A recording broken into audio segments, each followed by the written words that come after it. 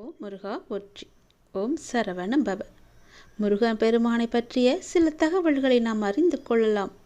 முருக பெருமானின் திருவுருவங்கள் எத்தனை என்பதையும் தெரிந்து கொள்ளலாம்.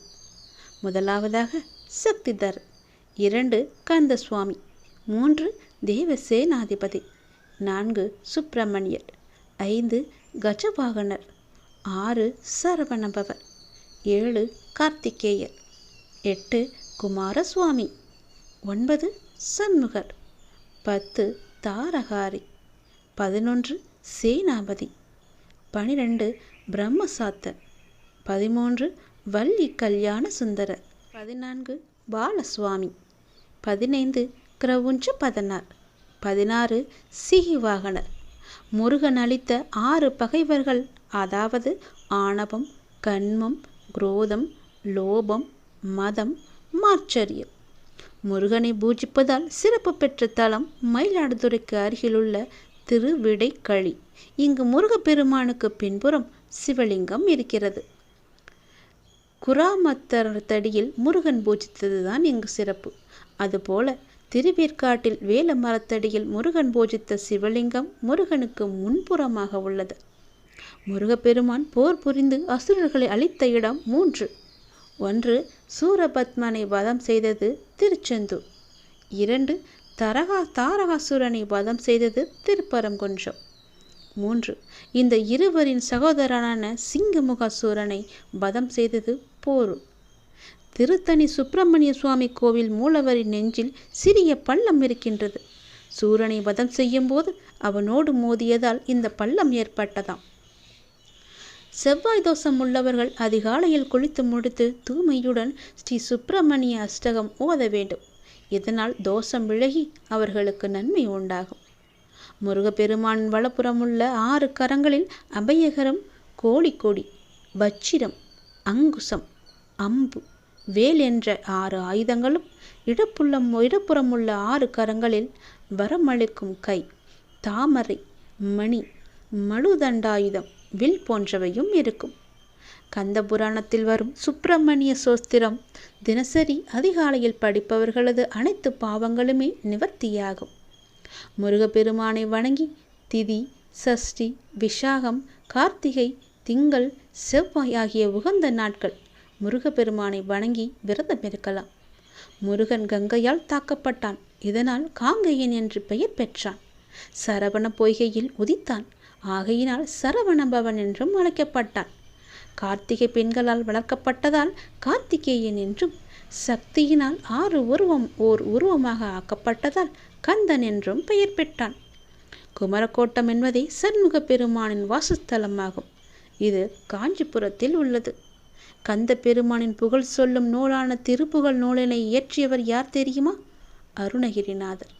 முத்தமிழால் வைதாவரையும் வாழ வைப்பான் முருகன் என்று அருட்கவி அருணகிரி பாடியிருக்கிறார். அக்கினி, இந்திரன், வருணன், பிரகஸ்பதி, கிரண்ய கற்பம் ஆகியோரின் கூட்டுக்கலவையே முருகன். முருகனை குறித்து குமார சம்பவம் என்கின்ற பெயரில் காவியம் இயற்றியவர் மகாகவி கலிதாசர். யானை மேல் வீற்றிருக்கும் முருகன் உருவம் மாமல்லபுரத்து பாறைகளில் செதுக்கப்பட்டிருக்கின்றது. முருகனின் கையில் உள்ள வேல் இறைவனின் ஞான சக்தி என பெயர் பெற்றிருக்கிறது.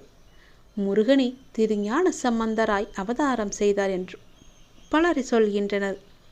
பிரம்மச்சரிய, கிருஹஸ்த, சந்நியாச கோலங்களில் முருகனை மட்டுமே காண முடியும். பிற கடவுளுக்கு இல்லாத சிறப்பு இது. தமிழகத்தில் முருகனுக்கு குடவரை கோயில்கள் உள்ள இடங்கள் கழுகுமலை, திருக்கழுக்குன்றம், குன்றகுடி, குடுமியான்மலை, சித்தனவாசல், வள்ளி கோயில், மாமல்லபுரம். முருக கடவுளின் அடையாளப்பூ காந்தர் மலர் கன்னியாகும். கந்தசஷ்டி திருவிழா வேதியர், சைவர், முனிவர் ஆகிய பெருமக்கள் எல்லோரும் மகிழ்ந்து ஏற்று கொண்டாடி வரும் திருவிழா. தமிழ் மண்ணில் முருகன் குறிஞ்சி நிற கடவுள் என்றும், செந்நிற மேனியர், சேவர் கொடியோன், சூரியனுக்கு ஒப்பானவர் என்றும் பேசப்படுகின்றனர். பசிபிக், சிசில்ஸ், பிஜி, மடகாஸ்கர் நாடுகளிலும் முருகன் வழிபாடு உள்ளது.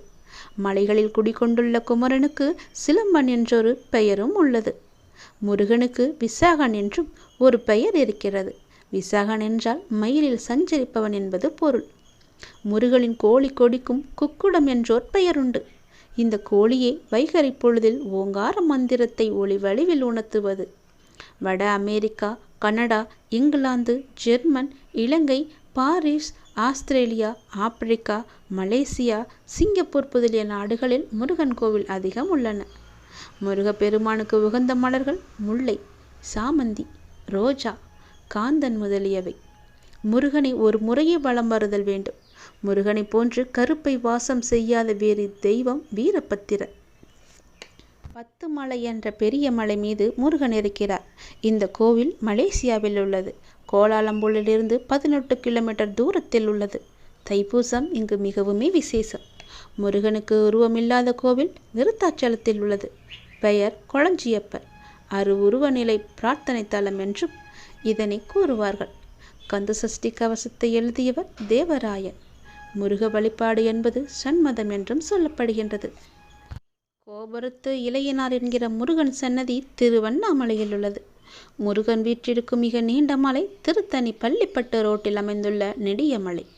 முருகன் சிறிது காலம் நான்முகனுக்கு பதில் படைப்பு தொழிலையும் செய்திருக்கின்றார். இதனை உணர்த்தும் வகையில் திண்டுக்கல்லிலிருந்து 7 மைல் தூரத்தில் உள்ள சின்னாலப்பட்டியில் 4 தலையுள்ள முருகன் ஆலயம் அமைந்துள்ளது. கந்தனுக்குரிய விரதங்கள் வார விரதம், நட்சத்திர விரதம், திதி விரதம். முருகனின் மூல மந்திரம் ஓம் சரவண பவாய என்பதே. இதை தினமும் சொல்லி வாருங்கள். சத்தியமாவது சரவணபவ. எத்தனையோ துயரங்களை கடந்து விட்டாய். இனி வரக்கூடிய நாட்கள் உனக்கு பொற்காலமாக இருக்க, நீ வாழவே கூடாது என நினைத்தவர்கள் முன்பு ஜொலிக்க, சந்தோஷமாக இருக்க தினமும் சொல்லிவா ஓம் சரவண பவ என்று.